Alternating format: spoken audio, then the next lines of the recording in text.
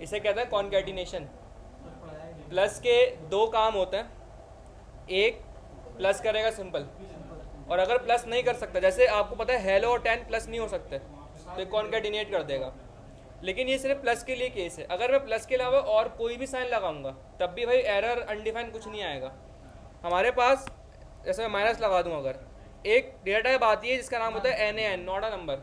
इसका मतलब आपने कोई ऐसा ऑपरेशन परफॉर्म कराया है जो नंबर्स के ऊपर नहीं हो सकता। इसका मतलब ये होता है, लिख लें इस चीज़ को, NaN का मतलब होता है नॉट अ नंबर। ये जब आता है जब आपने कोई ऐसा ऑपरेशन परफॉर्म कराया है जो नंबर्स के ऊपर नहीं हो सकता।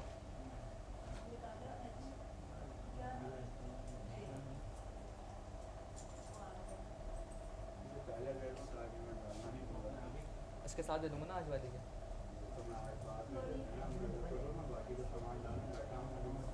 सही है। रिकॉर्ड चल रही है क्लास, रिकॉर्डिंग हो रही है अभी क्लास। ठीक है जी। तो यानी कि देखें एरर अभी भी नहीं आया, ये एरर नहीं है कोई, ये आंसर है। तो जावास्क्रिप्ट में ये चीज़ टोटली फाइन है, कोई मसला नहीं है। लेकिन वैसे आप देखें लॉजिकली तो ये मसला है। वैसे अगर आप थोड़ा लॉजिकली देखें तो ये इशू है या सही है? भाई इशू तो है ये, जावास्क्रिप्ट नहीं कह रहा, लेकिन हम थोड़ा सा अगर सोचें कि भाई स्ट्रिंग और नंबर आपस में ऐड नहीं हो सकते, तो इस तरह के छोटे छोटे मसले थे जावास्क्रिप्ट में। एक और आपको मसला दिखाता हूँ। थोड़ी जावास की तरह बुराइयाँ भी सुने, तारीफें सुन के आ रहे हैं तो बड़ी बुराई भी सुने। भाई लिखा मैंने ट्रू। ट्रू क्या है? किस किस तरह की डेटा टाइप है? बूलियन। भाई बूलियन के साथ अगर मैं +1 करूं क्या आएगा?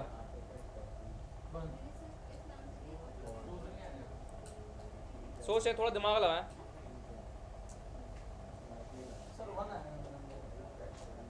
सही है, 1 आएगा, ठीक है। और 2 आएगा। 2 या ट्रू? TWO2 वाला 2? ट्रू, सही वाला, सही वाला। बाकी आप लोग ट्रू, इन लोगों ने ट्रू बोला, तुमने भी ट्रू बोल दिया। 2 सही है भाई, एक ही थोड़ा यूनिक आंसर आया 2। और इसने बोल दिया तो 2 होगा। बाबा है कोई ये?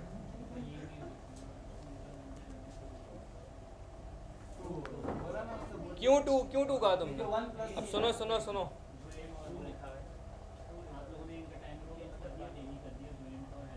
अब ट्रू का मतलब यहाँ पे जावास्क्रिप्ट ने 1 सपोज कर लिया, क्योंकि ट्रू का मतलब क्या होता है? 1, फॉल्स का मतलब 0। मतलब इसके लिए कोई इशू नहीं है, लेकिन वैसे देखें तो ये डेवलपर के लिए बहुत बड़े इशूज़ हैं। भाई मुझे क्या पता है कि ट्रू को 1 ले लेगा? आपको पता था? भाई मुझे भी नहीं पता था जब मैंने फर्स्ट टाइम देखा था ये। तो इस तरह के छोटे छोटे मसले हैं जावास्क्रिप्ट में, जो ऐसे वैसे मसले नहीं है, लेकिन एज अ डेवलपर आप देखो तो मसले हैं। तो इन, और ये मैंने बहुत कम है, इस तरह के और 10,000 और हैं चीज़ें, इस तरह के 10,000 चीज़ें और भी हैं। तो इन तमाम चीज़ों को फिक्स करने के लिए फिर आई थी टाइपस्क्रिप्ट, कि भाई ये तमाम चीज़ें अब डेवलपर फ्रेंडली कोड आप लिखोगे, एरर फ्री कोड लिखोगे, इसमें ना एरर आने के चांसेस हैं बहुत सारे इस कोड में। भाई मुझे पता है ना ट्रू है, किसी और को तो नहीं पता कि ट्रू का मतलब 1 है ये। तो इस तरह के एरर आने के चांसेस हैं इसके अंदर, तो इसलिए टाइपस्क्रिप्ट इंट्रोड्यूस की गई थी।